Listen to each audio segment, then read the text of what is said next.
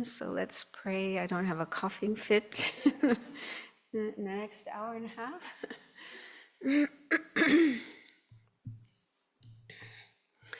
So we'll start with, are we ready yet? We start? Yeah. Oh, we're online. Okay. So let's start with the prayers, and then we'll do a little bit of meditation.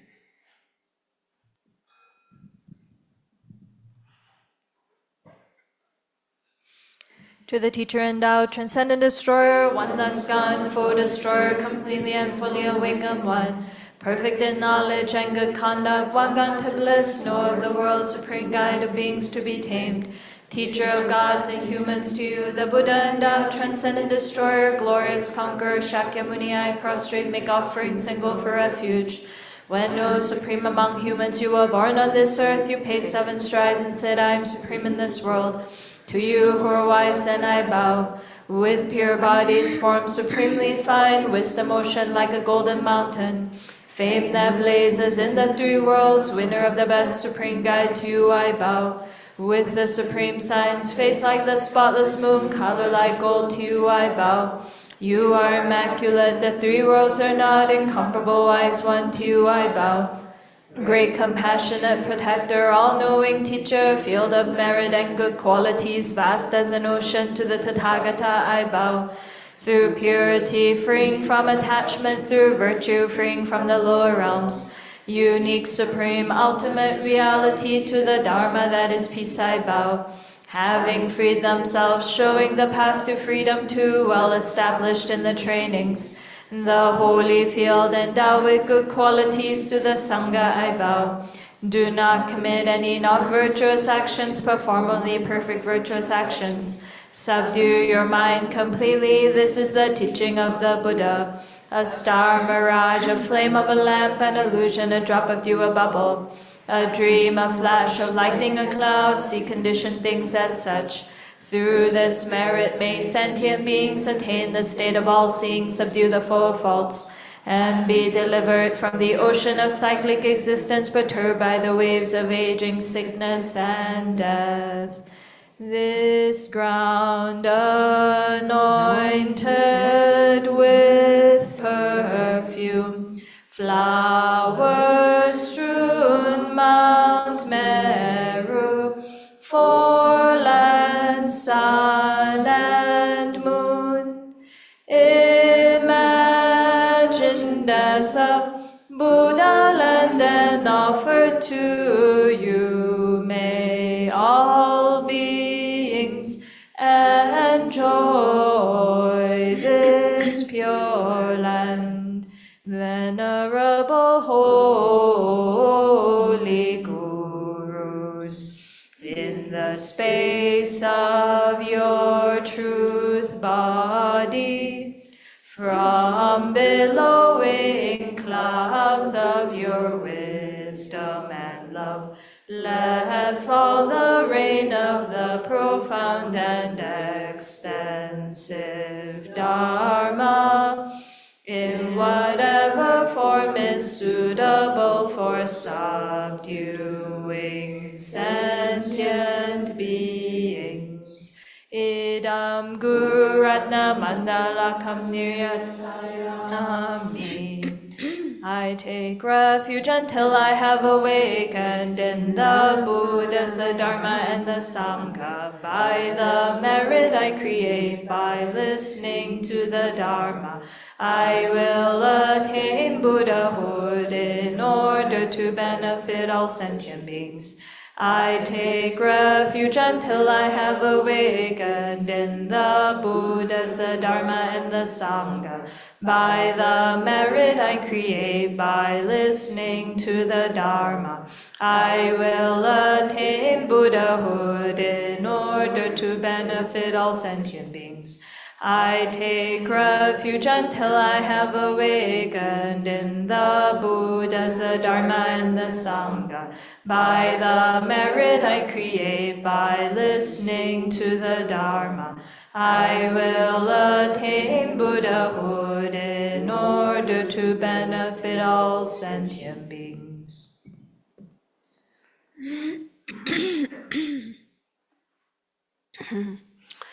So take a few more moments to check your body and mind and try to make sure you're sitting comfortably without tightness, tension, and that your mind is here, not elsewhere.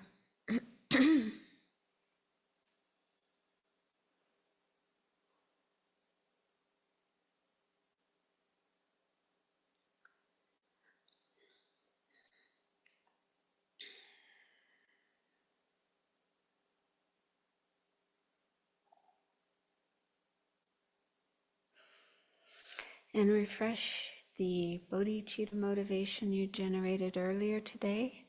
Or if you didn't do that, then bring into your mind the wish to benefit others, all living beings. And the best way to do that is by becoming a Buddha, following in the Buddha's footsteps. So do your best to have that as your reason, your motivation for participating in this class.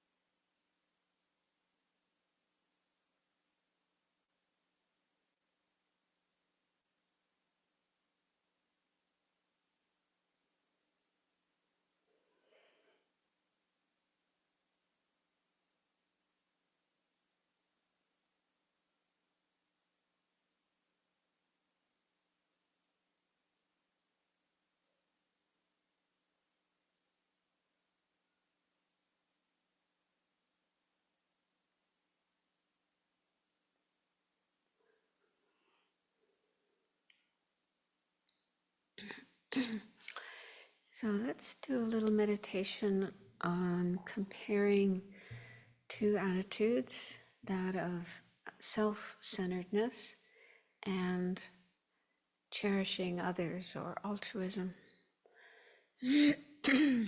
Because Holiness said that maintaining and enhancing bodhicitta depends on continuously cherishing sentient beings. And that depends on understanding with valid reasons the importance of doing so. So we've all heard and thought about lots of reasons why self-centeredness is problematic and cherishing others is beneficial. So start by bringing to mind some of the reasons that you find most convincing as to why the self-centered attitude is faulty and disadvantageous.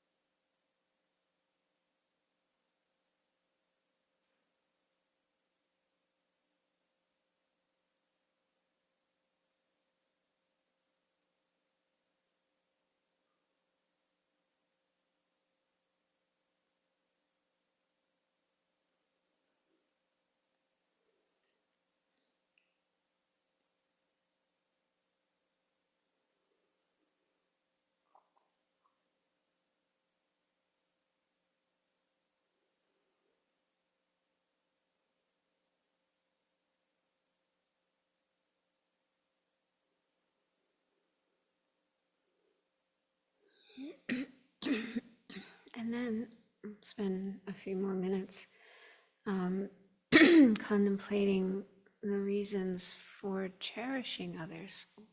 Why do you find it so convincing that that is a much more beneficial attitude to have?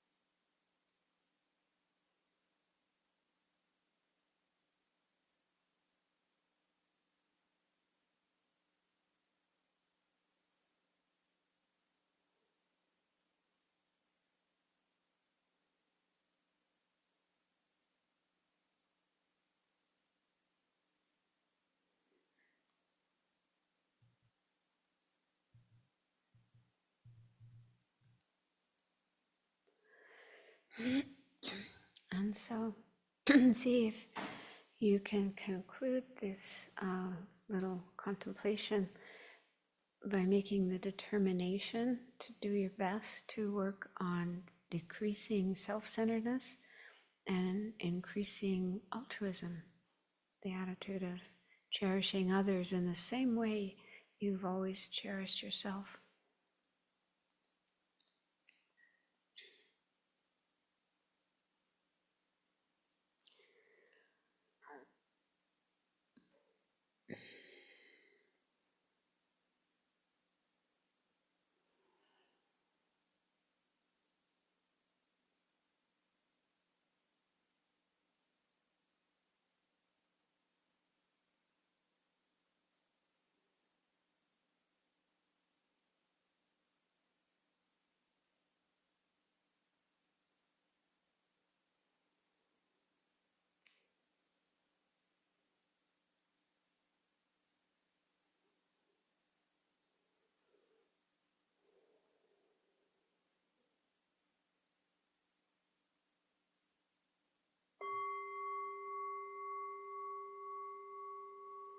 I hit that harder than I meant to. I was just thinking about this this experiment that they did. I saw a little video about it. They took babies, like 6-month-old babies, and showed them a puppet show. And there were different puppets doing different things. So one was, one puppet was trying to do something, and another puppet came along and kind of interfered with what they were trying to do. And then following that, a very different scenario. One puppet was trying to do something, and another puppet comes along and tries to help them. And then afterwards, they asked the baby which puppet they would like to have. They offered one of the puppets to the baby. And most of the babies wanted the helping puppet, the puppet that was helpful, not the one that was hindering, harmful. So that shows that, even babies, feel attracted to that kind of behavior. Yeah. Somebody who's kind and helpful and caring, as opposed to somebody who's, self-centered and just trying to interfere. So so not just the person or persons we are trying to help when we have this attitude of altruism. So they are happy, they are comfortable, they benefit from that. But also people who witness that, people who observe that, they will also be affected by that. So it's like a ripple effect going out.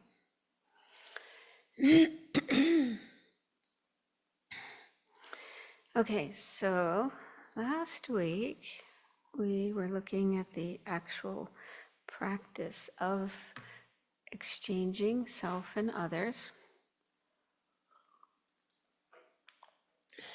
And that means changing our attitudes. And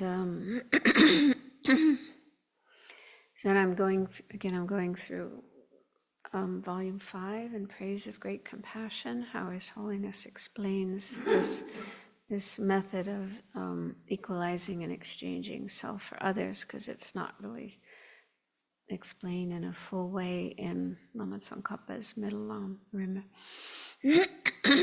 And so, in this book, on page 136, His Holiness goes through those verses in Shantideva that Venerable Ngawan did a BBC about,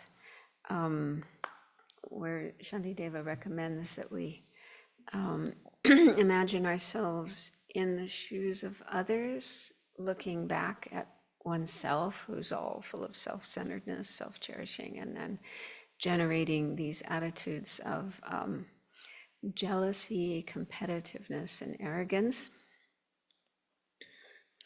And I'm really glad this explanation is here, because in the past, whenever I read those verses in Shantideva, it was like, what was he talking about, and how do you do this? So it's helpful to have some explanation of that here.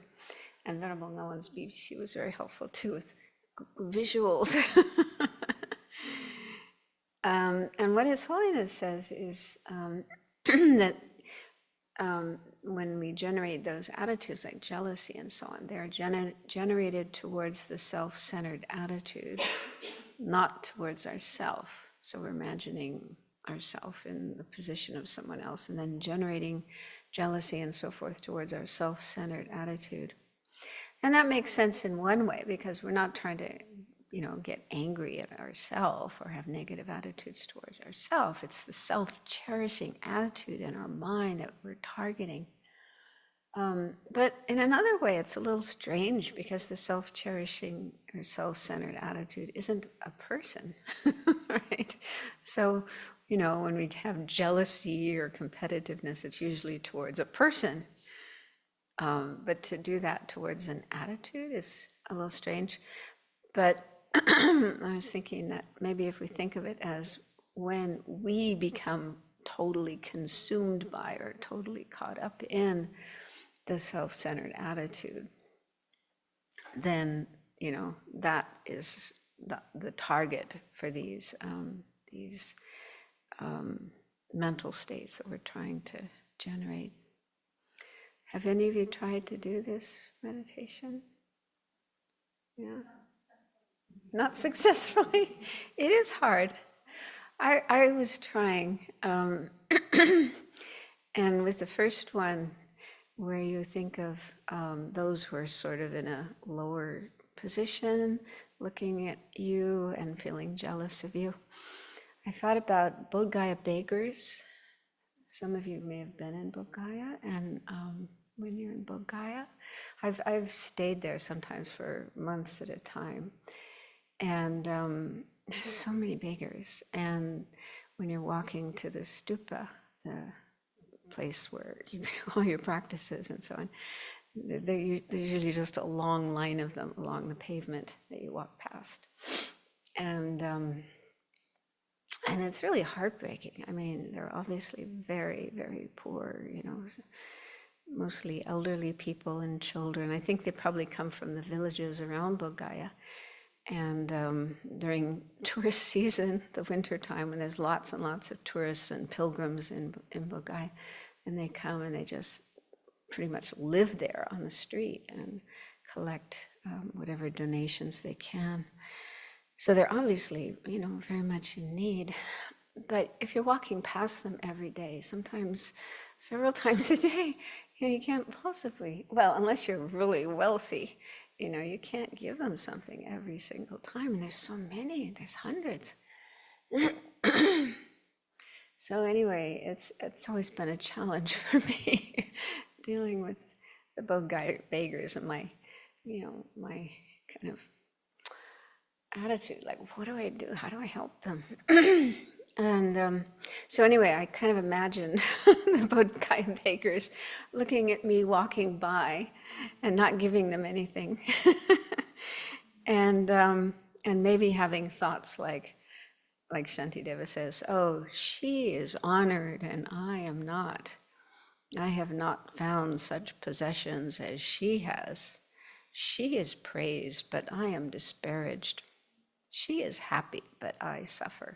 So it's quite possible that, that they would have those kind of thoughts. And and it does help me to recognize how ugly the self-centered attitude is. Here I am walking by, going to the stupa to practice, to become a Buddha, to help all sentient beings, and here are all these, these miserable, needy sentient beings right there, and I'm just walking past them. So, But then I was also thinking that, even when His Holiness is walking past them, they might have those kind of thoughts too. So even if someone who doesn't have a self-cherishing attitude, self-centered attitude, is walking past those beggars, they might still feel jealous and think, oh, look at him, everybody praises him, he has so much, he's doing so well, and we're doing so, yeah. But anyway, the point here is to recognize our self-centered attitude and I guess how it appears to others, how that looks to others, and how that can stir up these afflictive attitudes in other people. I mean, I'm sure we don't want people being jealous of us and having those kind of thoughts about us.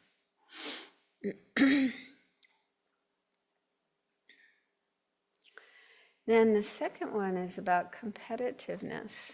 And so there I tried to imagine a hypothetical situation where maybe I'm in a debate competition.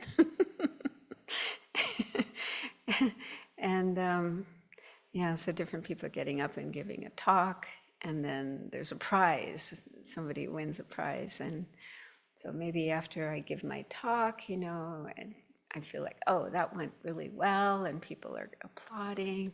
But maybe one of the other participants who sees me as a rival, they want to win top prize.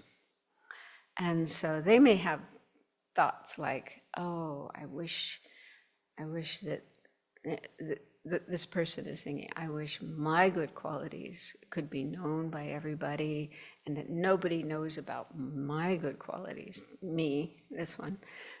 And that they wish that their faults are hidden from everybody, but that everybody finds out about my faults. So everyone laughs at me and ridicules me. And then they get honor, the glory, and win first prize. So I tried to imagine that situation, which is possible, that's conceivable.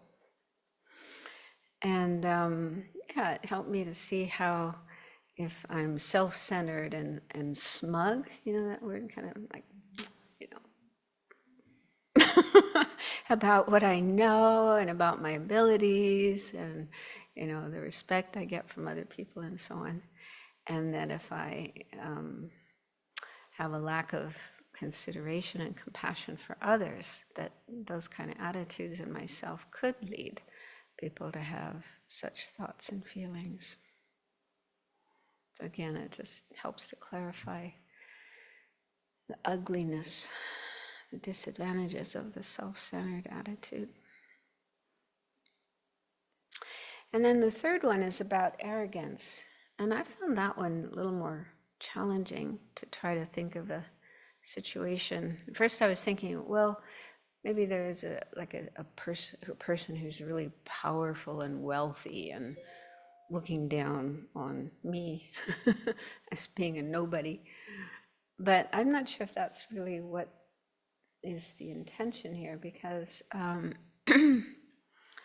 yeah, according to what His Holiness explains in the book, it seems to be saying that since I made this promise to follow the bodhisattva's path, so, you know, I have this aspiration to generate bodhicitta, follow the bodhisattva's path, I've taken bodhisattva vows, and I'm trying to, you know, follow this path.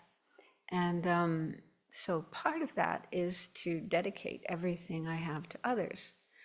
Yeah, we say these words many times a day in the prayers and so on. I give my body, my wealth, my virtues and so on to all sentient beings.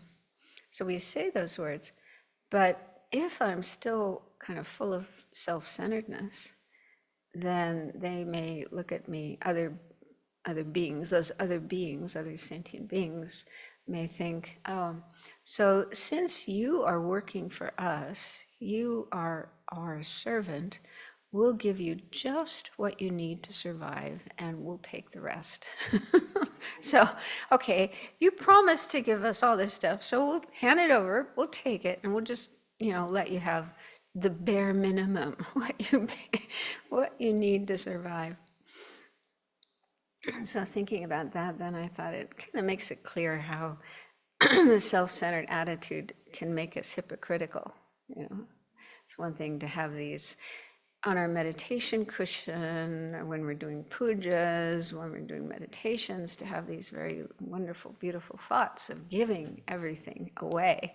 But when it comes to, you know, the reality, no, that's mine.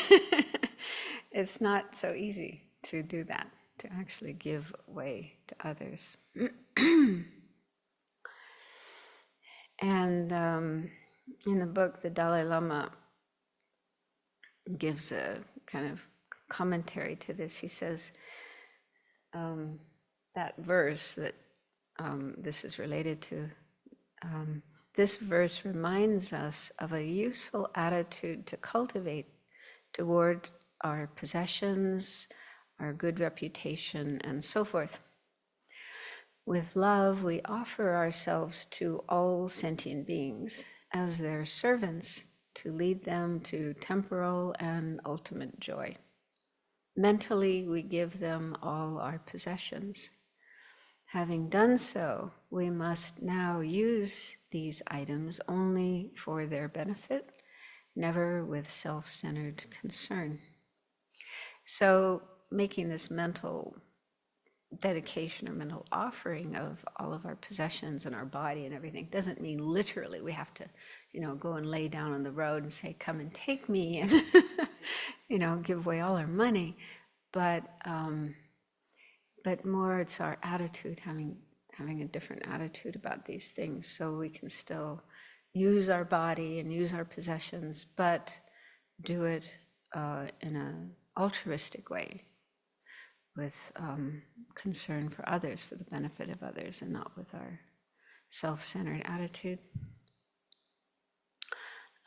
Similarly, any good reputation we have is offered to others and used solely for their benefit. We are not arrogant with respect to our own accomplishments, bragging or showing off to others in a way that humiliates them. So that's good to keep in mind, that if we do have good qualities and skills, abilities, and so on, you don't have to feel ashamed of that and try to hide them, but don't flaunt them, don't be boastful and arrogant, and have a humble demeanor, and have the attitude, may I use these skills and qualities only to benefit others.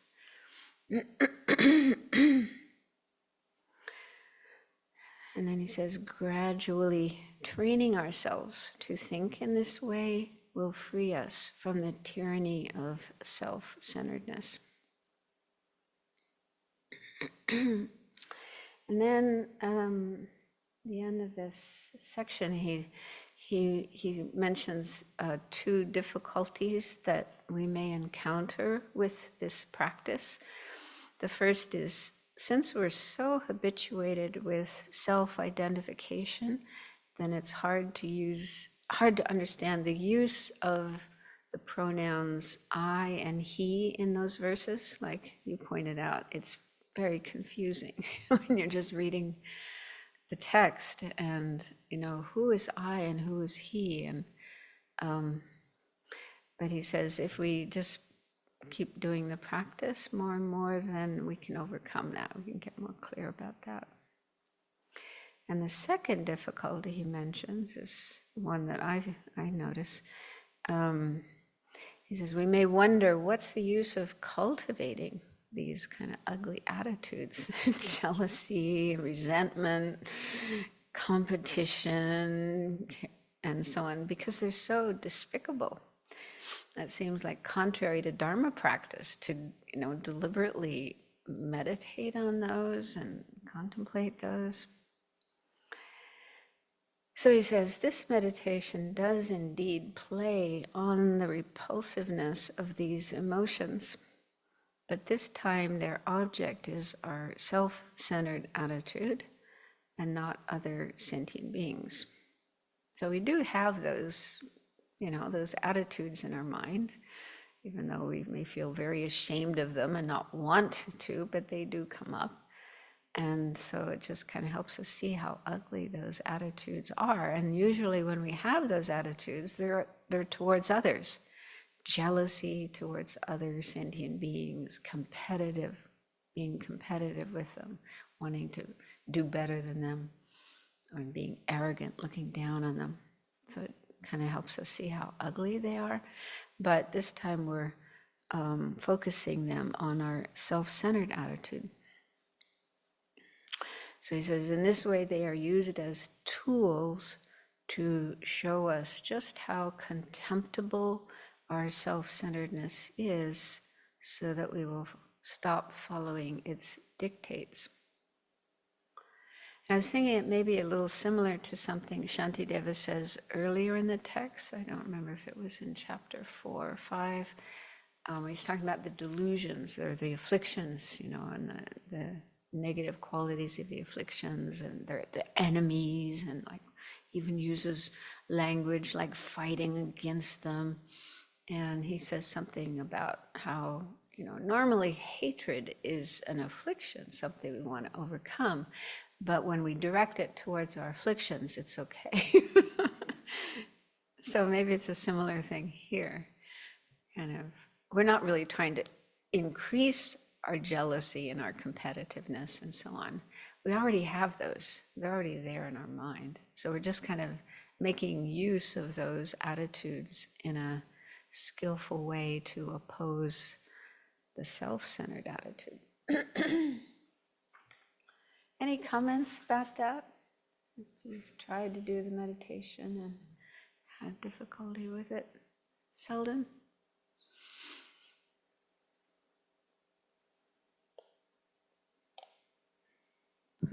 I haven't really done this yet, at least consciously, but when you were talking, I wrote down, when I'm prideful or arrogant, think of how others would think if they knew my mind, like if I was going around like if it wasn't hidden from them, if I was flaunting it, how they would suffer. That might be a self-centered thought right there, but yeah, it's, I don't know.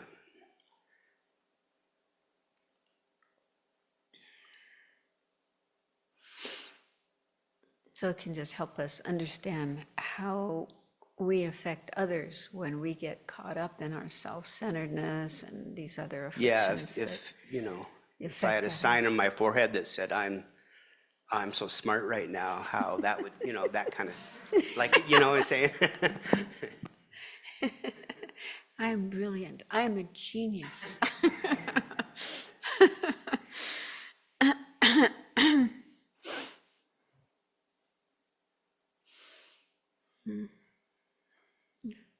Karya.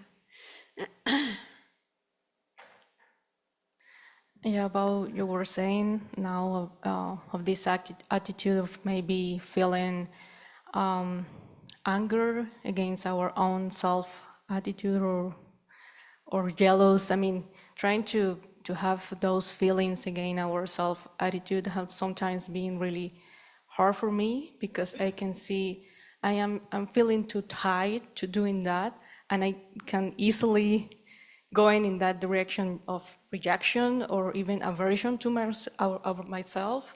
So I have been trying to just seeing the attitudes, or if I'm feeling anger or jealous or arrogant or whatever I'm feeling, but just with kindness, relating them with kindness and allow them to be there and being completely mindfulness of what I'm feeling, what are the thoughts coming around, like trying to be like befriending with them.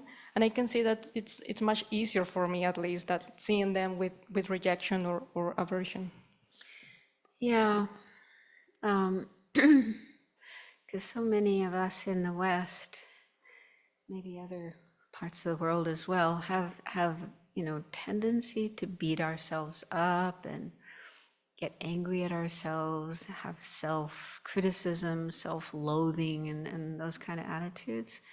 So following Shantideva's advice about generating hatred towards our afflictions, it can sort of exacerbate the self-loathing that's already there. And and Thich Nhat Hanh takes a very different approach. I haven't read a lot of his works, but apparently when he talks about anger, he says, hold your anger in your arms like a crying child. Yeah, and very totally different to Shantideva. And and I heard Joseph Goldstein, who's one of the earliest Americans to start learning and practicing Buddhism. And he said that one of his teachers, Mahasi Sayadaw in Burma, also had that kind of approach like Shantideva, like just really tough and strong with your affliction. And so it was a little hard for him, that attitude versus what like Thich Nhat Hanh says. And he said, he thinks, just check yourself. If I remember correctly what he said, just like find out for yourself what is most effective. And I find that,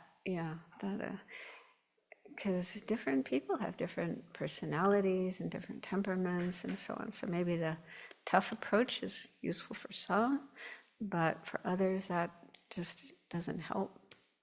And so the softer approach, and it doesn't mean indulging in our afflictions, but just not beating ourselves up. And I mean, for me personally, I like that approach better.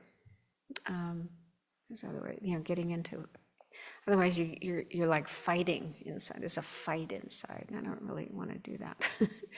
And also, when you think about the nature of the afflictions, I mean, they're just mental states. They're impermanent, ephemeral. They come and go like clouds in the sky. Why get so upset about them? If you understand more their nature, their impermanent nature, and later their empty nature, just see them come and go. Don't take them so seriously.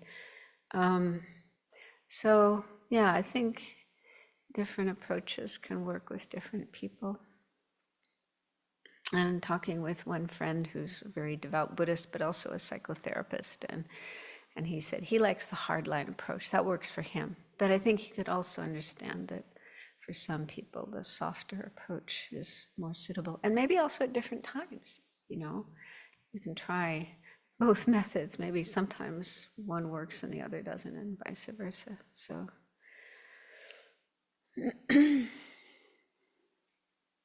I think key for being able to use the firmer method is that we have to disassociate with the self-centered thought and with the afflictions.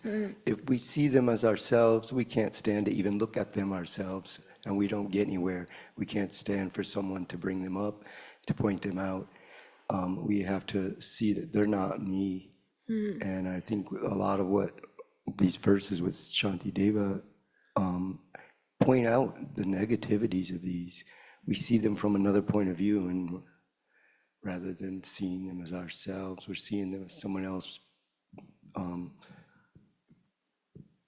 having them towards us.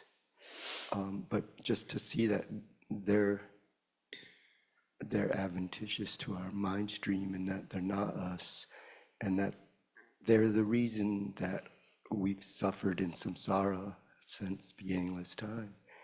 And that if we can give them the boot, then we're on our way to freedom.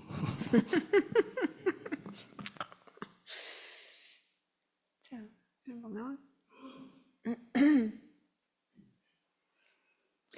One thing I've thought about is that when I'm jealous, I can't imagine at that moment when I'm jealous that anyone could be jealous of me. So these verses really help. And I have to really call to mind, why would someone be jealous of me? And then I start listing out the reasons, and I find, oh, there are many reasons. But when I'm jealous, I can't see them. So in that way, it's really helpful.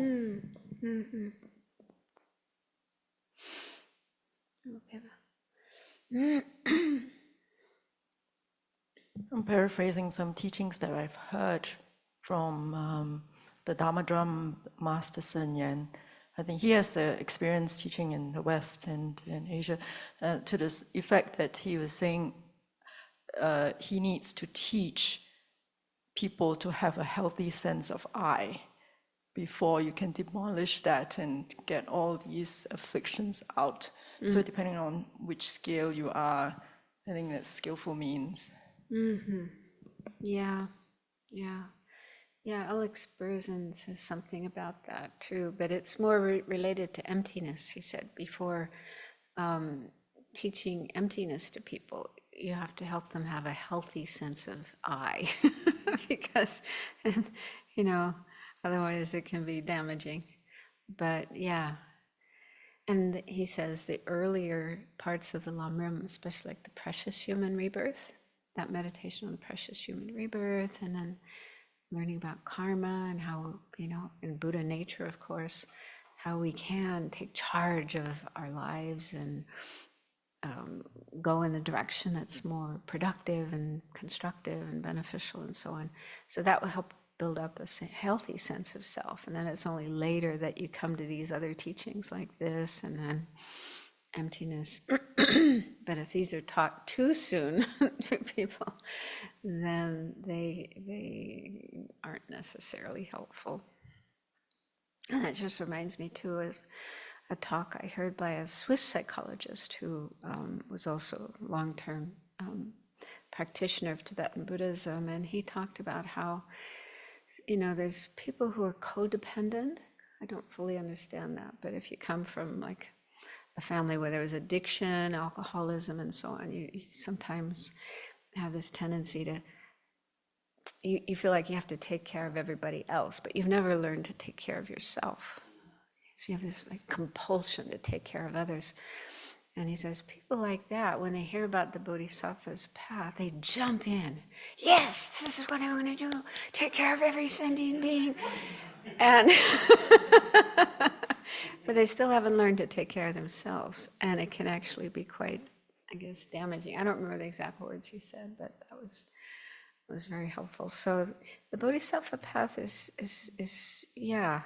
I mean, often, when we learn the Lamrim, in Tibet, I think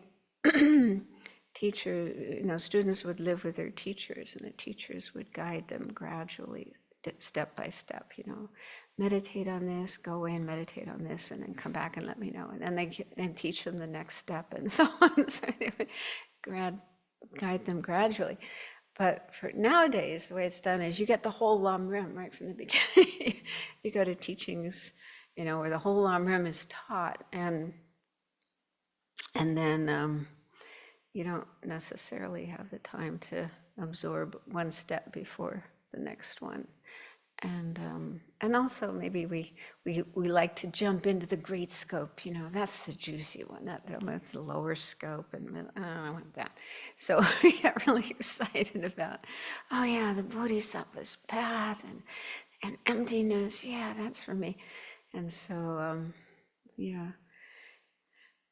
Anyway, so when it comes to our practice, we do need to go gradually.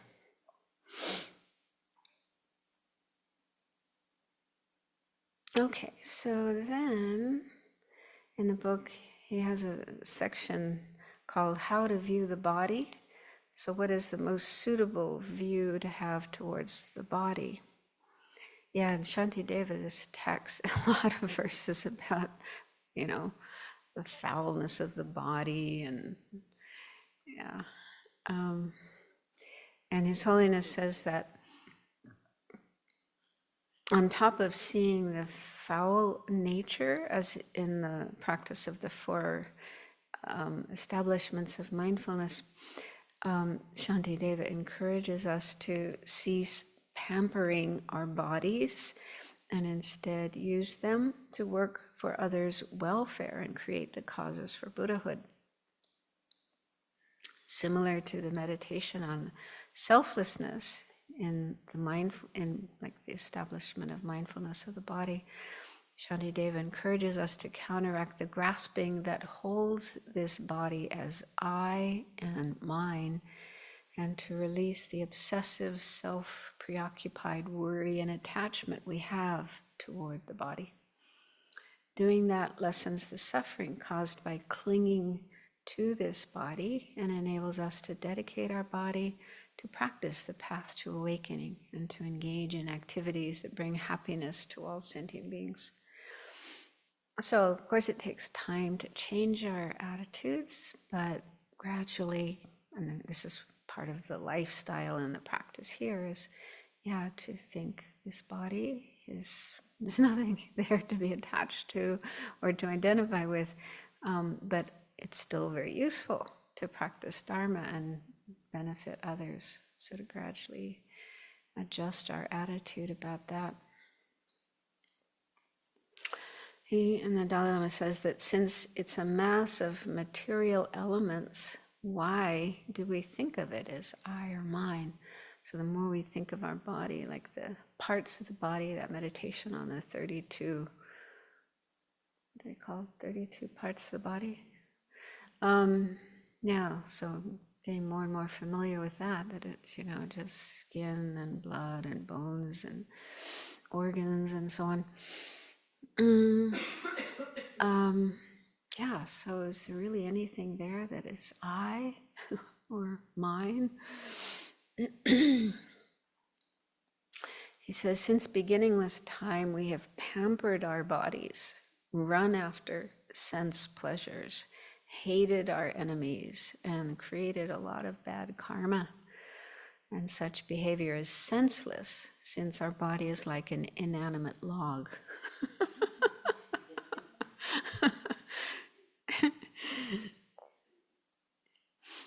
And then he goes on to say, bodhisattvas who cherish others from the depth of their hearts and have practiced exchanging self and others can practice this sincerely without fear for what will become of themselves. Thinking in this way gives them great joy, joy that is greater than any self-centered happiness we may ever experience. And I think somewhere else in the text, Shantideva talks about the practice of giving and this whole idea of giving the body that runs through Buddhist scriptures. And he says, you don't do that in the beginning. In the beginning, you give things like carrots and potatoes. And then later, when you can see your own body in the same way as you see a carrot and a potato, then you can give your body. So with greater cultivation of bodhicitta, but also understanding emptiness, then you can get to the point where you can give your body and you won't feel any fear or sadness or sense of loss. Like the Buddha, when the Buddha, in his previous life, he gave his body to the mother tiger and her cubs. He did that with joy. He was happy to be able to do that and not fearful or sad. So working on our mind, one day we may be able to do the same.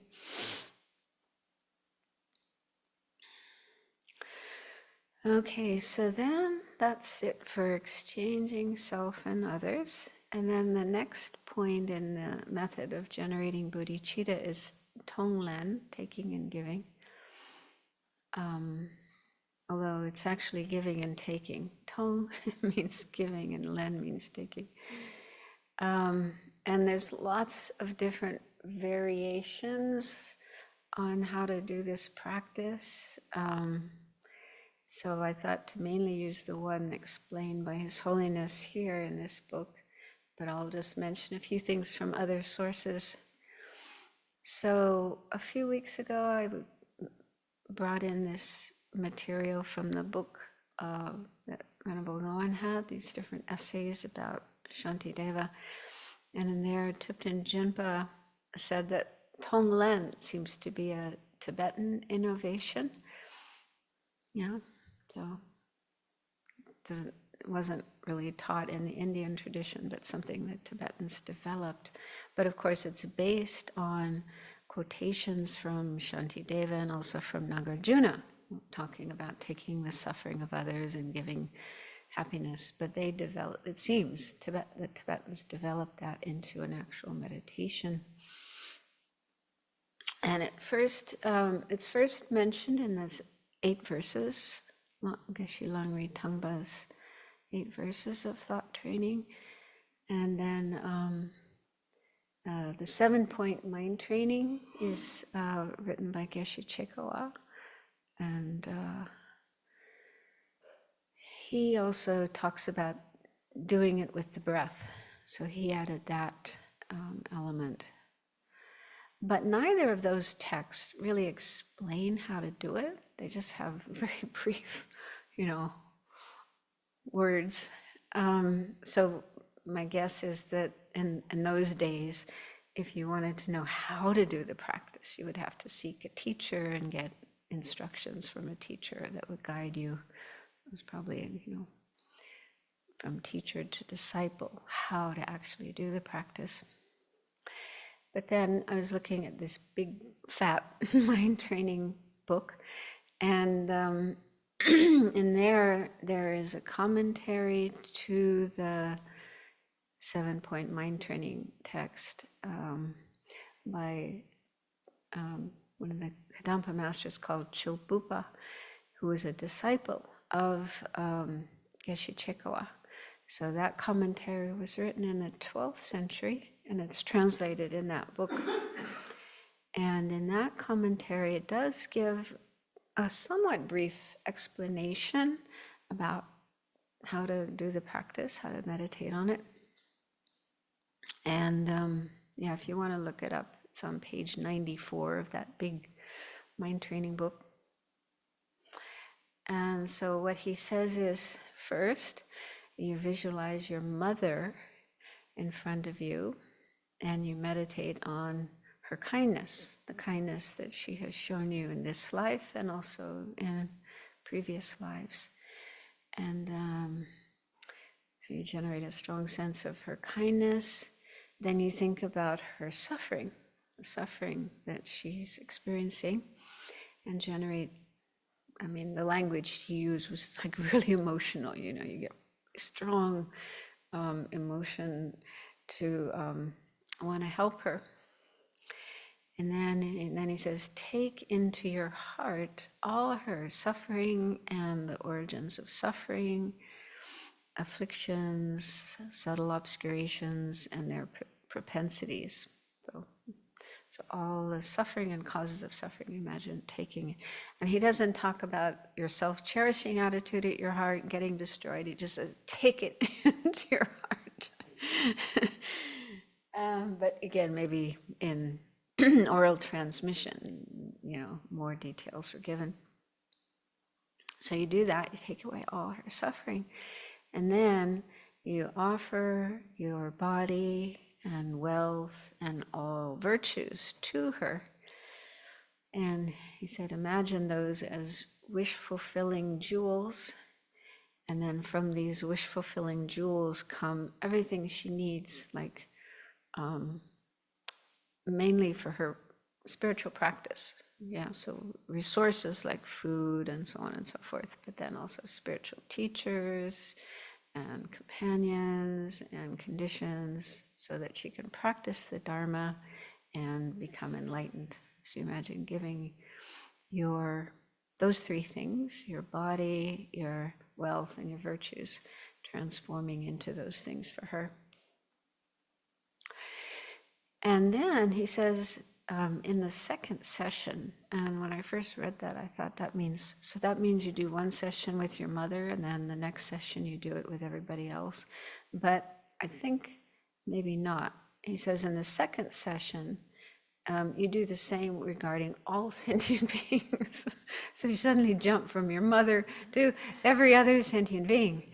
But then he does say something about, you know, getting proficient in the first step. So maybe what he means is, you know, practice that first step with your mother until you get really good at that. You have some experience with that, and then do the same regarding all sentient beings.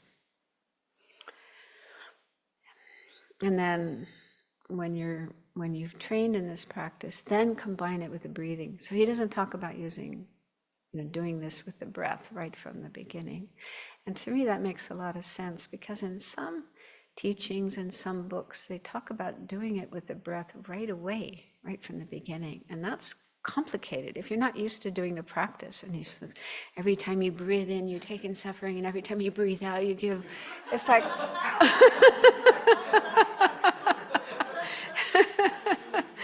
it's not so easy to do. And so, yeah, I think it makes sense to, you know, get good at the practice, get familiar with the practice first without combining it with the breathing. And then when you're more proficient, then you can combine it with the breathing. So that makes sense. And also in his commentary, I didn't read the whole thing, but in the earlier part of his commentary, he talks about how these mind training teachings are practiced after getting much familiarity with the three scopes and developing the two types of bodhicitta, aspiring and engaging. So that makes it clear that these are advanced teachings. Yeah, I mean, some people love, some people say right from the beginning, as soon as they hear about Tonglen practice, they love doing it. Well, maybe they have strong connections from past lives, but yeah, normally they're not. These teachings aren't for beginners, so it's really important to have a good foundation in the basic stages of the path before doing this. And another thing is that some texts, for example, mind training like the rays of the sun, that's by a disciple of Lama Tsongkhapa, so that's like a later text, explain giving first and then taking. Yeah, so mind training like the rays of the sun first has you do the practice of giving, and then afterwards taking. And that's how the term Tonglen is, they put Tong before Len rather than Len Tong. But then other texts, for example, the Easy Path. So the Easy Path is by the first Panchen Lama. And that explains taking first and then giving. But also Chilbupa's text, which is a very early one, that also explained taking first and then giving. And in the book, The Easy Path, there's a translation of that with a commentary by Khensur Losang Jampa. And he says that although some earlier masters taught giving first, then taking, the first Dalai Lama and Gyaltsab Je, Lama Tsongkhapa's disciple, explain the other order, first take and then give. And he says, this sequence is more reasonable. If you give people food or gifts when they're in terrible pain, they can't enjoy them much. So first engage in taking away others' suffering and strengthening your compassion, and then engage in giving happiness, which enhances love. And Nagarjuna expressed this clearly in his precious garland when he wrote, "May sentient beings' karma ripen on me, and may my happiness ripen for them." So if you think of the beings in hell, for example, and you're sending them all these gifts and food, but in the meantime they're burning and they're screaming and they're, so you have to first take away their suffering, and then you can give them gifts and they will be able to enjoy them. Something else he said, which is nice, he said in an actual meditation session, if you're practicing both taking and giving in one session, you can do it in that order. However, it's also acceptable to do one full meditation session on compassion, taking on the suffering and afflictive emotions of others in a deep and extensive way. Then you can do another full session meditating on love, imagining that you're giving away your body, wealth, and good karma to others in the form of whatever will bring them the greatest possible well-being and joy. So that's helpful to know, that you don't necessarily have to do both taking and giving at the same time in the same session. You can do, one whole session of taking and then another session of giving. So that way you can get really deeply familiar with each of those practices, which is very extensive. I mean, if you really go into all the details of all the suffering and afflictions and defilements and obscurations that you want to take away from others, and then giving them all the things they need to be happy now and up to enlightenment. So in volume 5, the Dalai Lama starts with taking, and he says, you imagine a person or a group of people in front of you. So you can do just one person or you can do a group of people. Contemplate their dukkha, generate compassion, and then think to take on their dukkha so they can be free of it. And you imagine it in the form of dark clouds or smoke or pollution.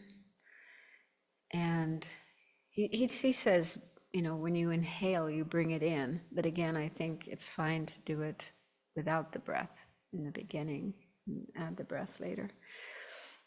And then think how wonderful those beings feel now that they are free of that dukkha. So that's really nice to do as well, to really think about those beings, and after you've taken away their suffering and causes of suffering, how relieved they are to not be burdened by all of that.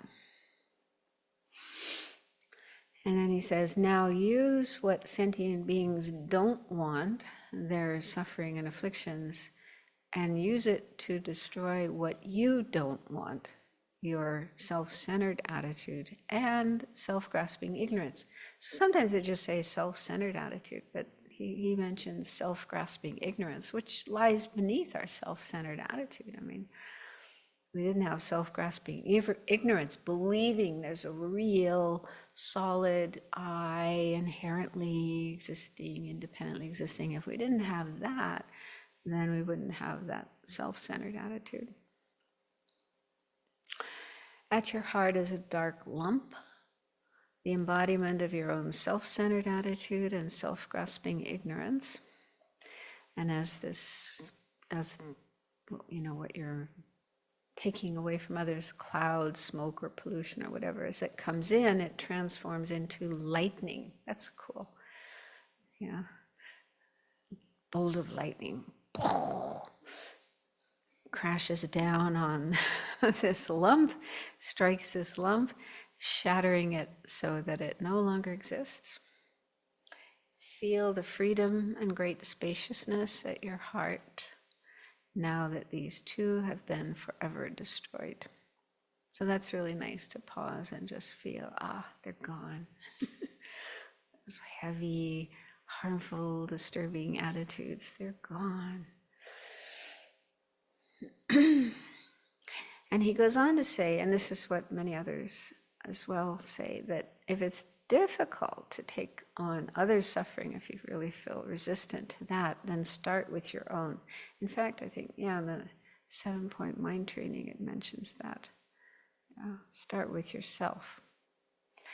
So you think of your future suffering as you age, fall ill, have problems with people, and so on. So just think about the suffering, the problems you're going to be experiencing later in life, and do the practice with that. Take on your own future suffering, and you can do the same visualization. Take that in and imagine that it destroys self-centeredness and self-grasping. And he says you can also practice giving with yourself. So you imagine transforming your present body, possessions, and merit into everything you will need in the future, and give it to your future self, who receives it happily. So I think that makes a lot of sense, that we start with our own suffering, because otherwise, if we don't even know how to handle our own suffering, when we have problems, we freak out and get upset and angry and complain and blame and and yet we're sitting there on our cushion thinking, may all sentient suffering ripen upon me. Maybe we're fooling ourselves. And in fact, there was somebody I was working with once who would talk really enthusiastically about Tonglen and thought transformation, and kind of making it sound like they were very experienced with that kind of practice. But then this person ran into some problems with people, and she got so angry, so upset. She was complaining and blaming, and I was like, whoa, And I even tried to say something, why don't you practice thought transformation? And then she got angry at me. So I don't think we want to be like that. So we do need to learn how to deal with our own suffering and our own problems, and use the thought transformation practices with those. And then he says, when you are ready to develop this meditation further, imagine taking the dukkha of the sentient beings of the 3 realms. So gradually, I think it's good to go gradually. Start with, And he does say that later. Start with, close family, friends, and then gradually move on to strangers and then enemies. So as was explained earlier in the Lamrim, when cultivating love and compassion, it's best to start with, groups or individuals and then groups rather than everybody all at once. But eventually, ultimately, that's the goal, is to do it with all living beings. And then he says, and then take the obstacles to the long life and successful deeds of the spiritual masters, the Buddhas and the Bodhisattvas. So yeah, sometimes they say you don't actually do Tonglen with teachers. I've heard that said. Teachers and Buddhas, they don't have any suffering. They don't have any obstacles. You're supposed to think that way. They don't have any suffering. But here he says, yeah, you do. But they say if there's any obstacles to their long life and the success of their activities, it's not from their side, but rather from the side of their disciples. So we have obstacles to having our teachers there as long as possible and being successful in their work. So you're taking away those obstacles, as well as the hindrances to the existing and flourishing of the Buddha's teachings in the world. So any obstacles to the Dharma being able to continue to flourish in the world. After taking these, think that all beings are liberated from their suffering and its causes because you have taken them, and think that your self-centeredness and grasping the inherently existing I are destroyed. And then he says, at the end, meditate on emptiness for a while. Feel the spaciousness, the absence of self-grasping and self-centeredness. So it's good to pause and do that meditation for a little while. And then, thinking that everything is dependently arising and like an illusion, train in generosity, so the giving part. So you can do kind of extensive taking for a while and then move on to giving. Did you have a question or?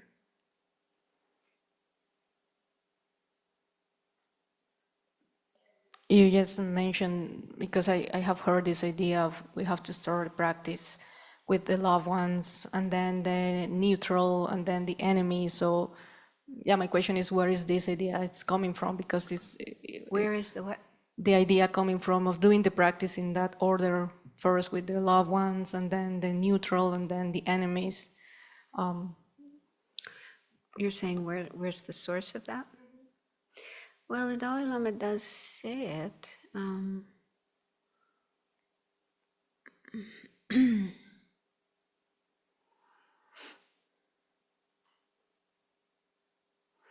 Yeah, there's a section called How to Progress in the Practice. How to progress in this practice. It's on page 143. And he says, in the beginning, it may be helpful to imagine taking on your own future suffering of tonight, tomorrow, and the rest of this life, and giving happiness to your future self. Then expand to take the suffering of dear ones and to give them happiness. Expand it further to take and give to strangers, then enemies, then all beings.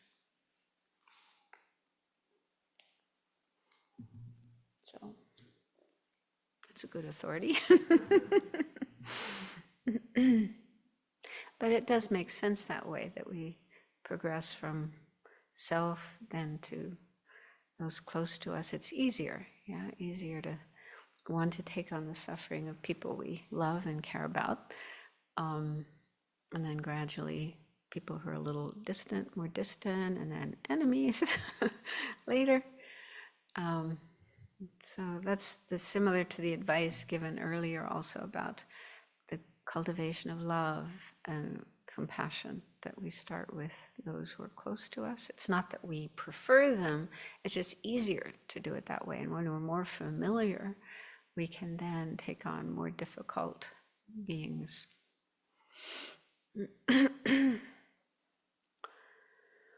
And then the giving part, it's really beautiful what he says. He says, in that clear, open space at your heart chakra, so after destroying the self-centered attitude and the self-grasping ignorance, and you have this nice, clear, open space at your heart chakra, imagine there's a beautiful light, the embodiment of your love. And with that sentiment, give to others all they need to find temporal happiness while they're in samsara, and, more important, all the conditions to attain the ultimate bliss of Buddhahood. And you give three things, so your body, your possessions, and your merit or virtue. So he says, first imagine giving your body, which transforms into a wish-fulfilling body that gives others everything they can desire.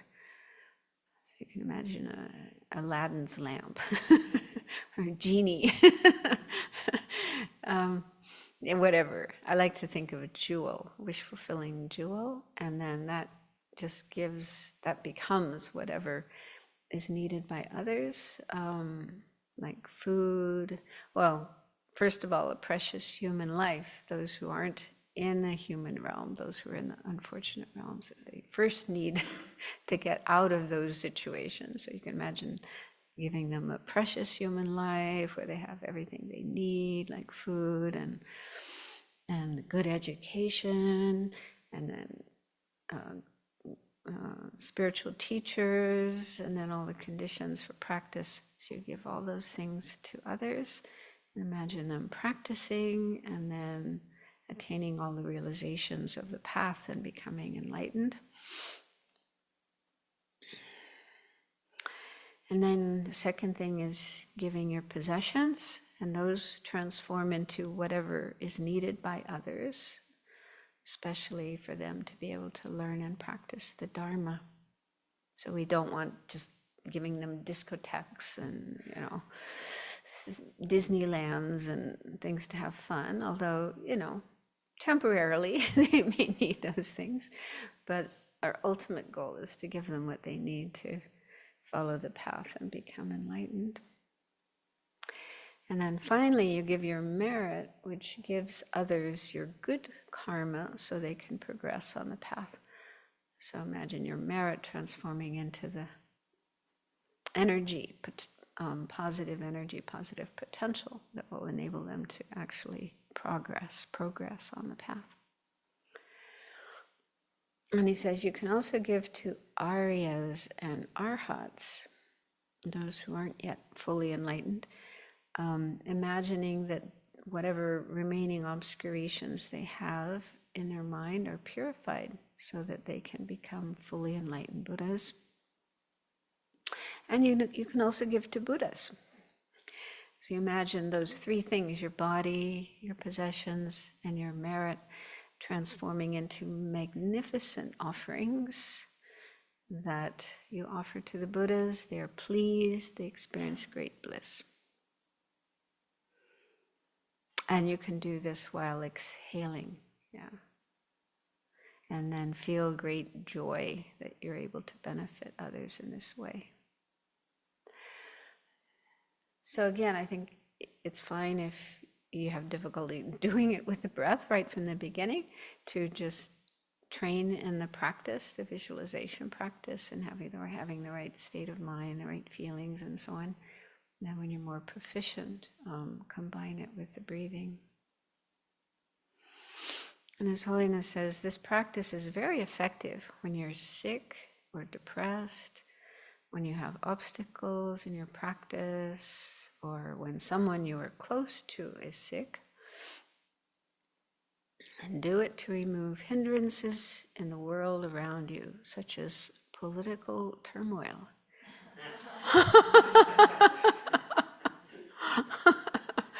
Got a lot of that going on.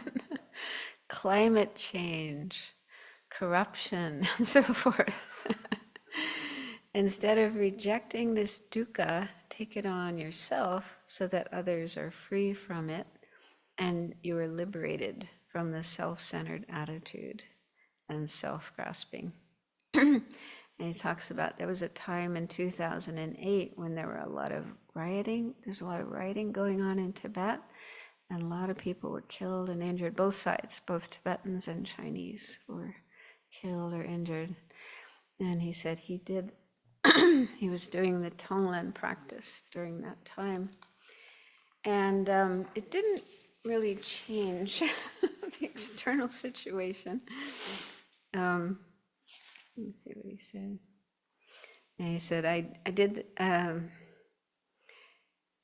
the taking and giving meditation with respect to the Chinese leaders and policy makers. Cultivating compassion toward them, I imagined taking on their suffering, anger, and negativities, and giving them my happiness and virtues. Although my meditation did not remove their animosity or change their policies toward Tibet, it did give me a greater sense of stability and calm, as well as courage and compassion in the face of this tragic situation in my country. Yeah, so we shouldn't expect that when we do Tonglen, we're actually going to be able to bring about changes. They say the real purpose is changing our mind and not changing the external world. When I was in Italy, I was approached by this man. He was a psychologist, and he was responsible for, and he worked in a big hospital in one of the Italian cities, Bologna, I think. And he was really interested in the Tonglen practice, and he decided to set up a research where he had people doing Tonglen practice for some of the patients in the hospital, and he was going to track, to see how it affected them. And I thought, that's, I mean, it can help. It can make a difference for the people you're doing Tonglen for, but there's no guarantee that will happen. And the real purpose is changing our mind, overcoming our self-centered attitude, and increasing our virtue, and of course our bodhicitta and altruism. And I didn't get a chance to find out what were the results of his research. But anyway, it was nice that he was interested, and he was getting people to do Tonglen practice. And maybe it helped. Yeah, so we shouldn't have the expectation that doing Tonglen is going to bring about a big change. It might, but it might not. But it's still good to do. And also because we're generating love and compassion for the people or beings that we're doing the Tonglen for, that may have an effect on them. Yeah, they do. There's something called distance healing, right? Distance healing. Yeah, and that. Yeah, you do it. Yeah, so people can do healing from a distance. You generate love and compassion, and you heal somebody even they're far away. They don't even have to know, right? It's not necessary that they know. Are they? Oh, okay.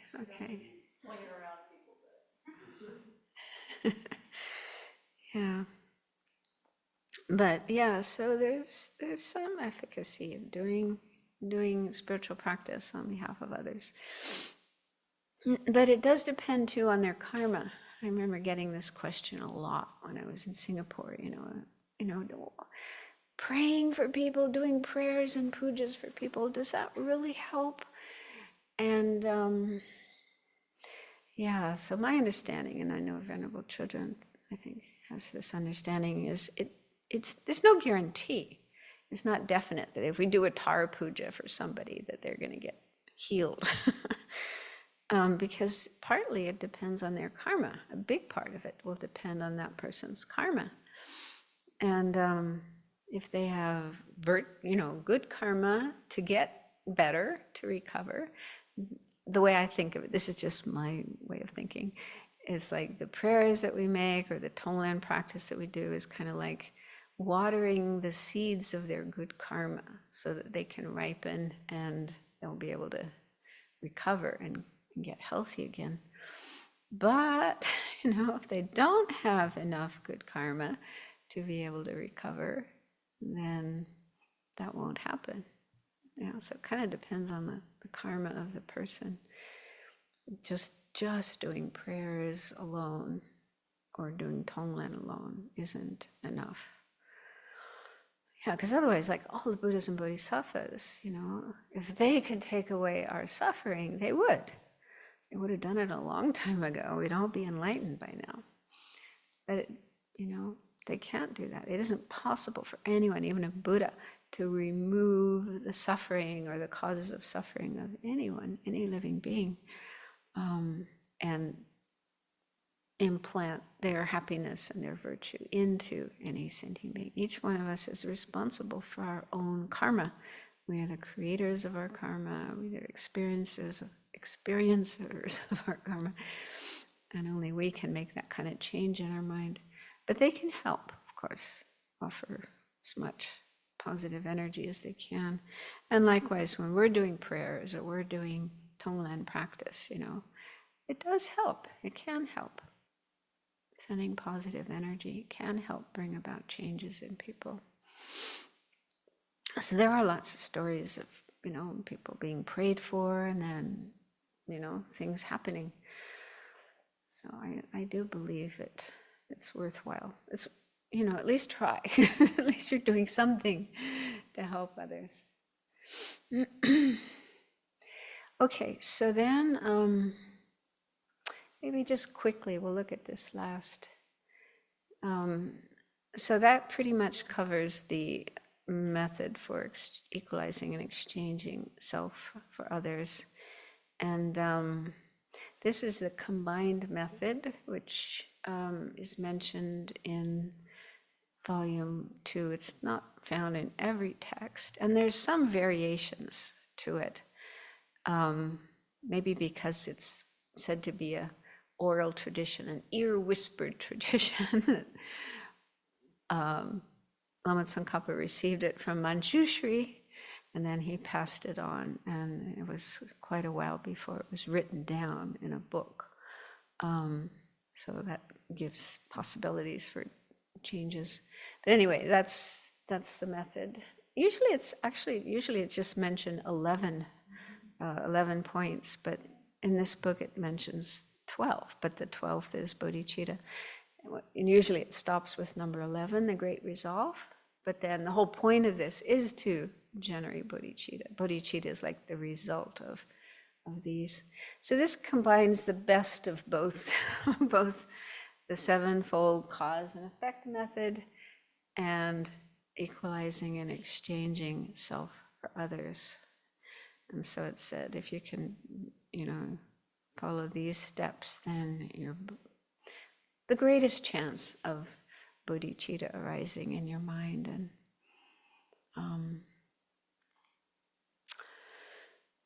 yeah.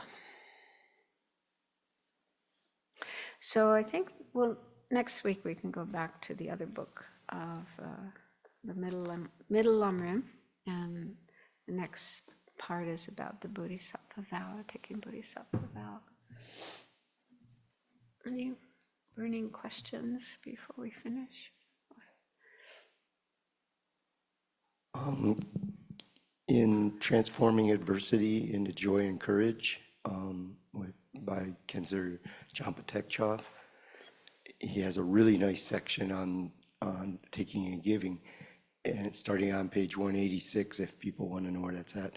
But he says, the Buddha taught this method in the sutras, and it was elaborated on by Nagarjuna, Shanti, and Shantideva, as well as the Kadampa masters.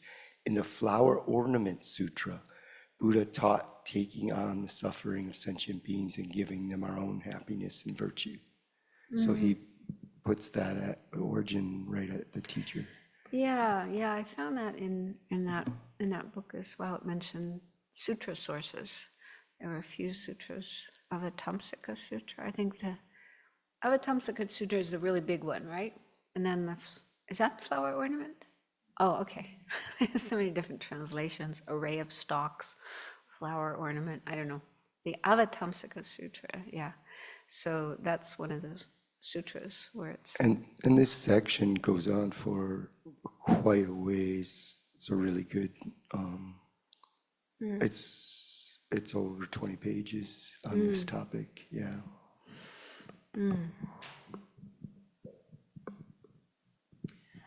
One other benefit that I think I just recently read about of doing Tonglen is that really helps increase courage and kind of that willingness to take on suffering. And I think that's really been helpful for me. Yeah. Yeah, yeah. Yeah, if you do it in a meditative way, in a visualized way, then when it comes to everyday life, actual reality, you have more courage. Okay, so we'll stop there.